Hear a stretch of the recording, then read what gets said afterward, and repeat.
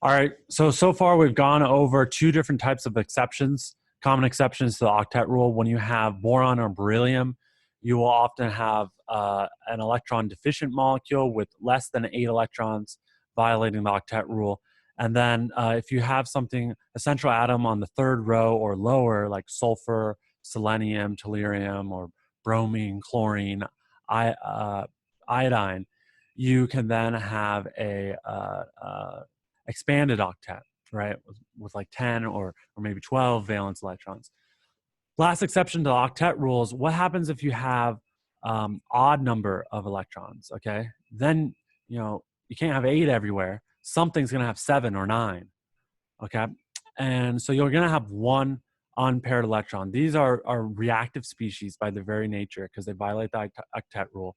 And they're called free radicals, okay? These are unpaired electrons. And so here's an example is nitrogen dioxide. You go and you add this up, right? If you add up the number of valence electrons here, nitrogen is 5, right? And oxygen is in group 6. So that's going to equal 17 valence electrons, okay? So you already know you're going to have a violation of the octet rule. And this is what the structure looks like. And there's a resonance structures here, 2 resonance structures here. But if you look at the nitrogen, what is it going to have? It has 2, 4, 6, only 7 valence electrons there, okay?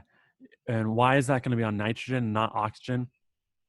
Formal charges, right? Formal charges again. So let's calculate the formal charge here of nitrogen. That's going to be 5 for nitrogen minus the 1 non-bonding electron minus the 3 bonds. That's going to be a +1, okay? And then this oxygen here is going to be 6 minus 1. That's -1, okay? And this oxygen is going to be 6 minus 4 minus 2 bonds, right? That equals 0. So that's nice that the nitrogen's more electropositive, right? Less electronegative. It's on the left of oxygen. So the positive one is getting the positive formal charge, and then electronegative atom, the oxygen, is getting the negative charge. Same thing is going to be here. You just flipped which oxygen is which, right? This oxygen is going to be 0. The nitrogen is still +1, so that's fine. This oxygen is -1. So you had to put the free radical somewhere, the unpaired electron. It's better to put it on the nitrogen in this case because of our formal charge rules. But fundamentally, right, this is an exception to the octet rule anytime you have an odd number of electrons. And that's all we're going to talk about on this video. Next video, we'll do a bunch of practice problems with more Lewis structures.